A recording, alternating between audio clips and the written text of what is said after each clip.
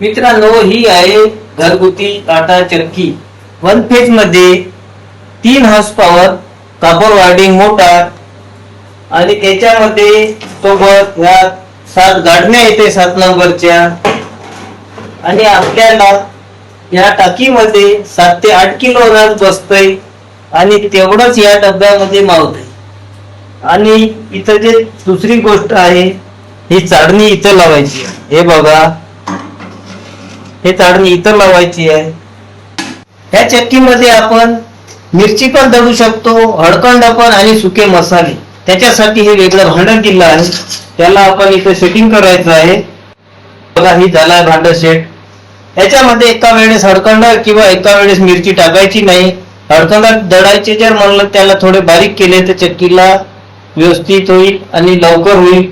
त्याच्यामध्ये मिरची थोडी सोडायची आहे, हळकंड एकदा बारीक करायची आहे. आणि हळकंड बारीक करते वेळी हळकंडाला गाडणी 7 नंबरची लावायची आहे. 7 नंबर मध्ये त्याला अर्धे फोडायचे आहे आणि नंतर मग 2 नंबरची चाळणी लावून त्याला हिट करायचं.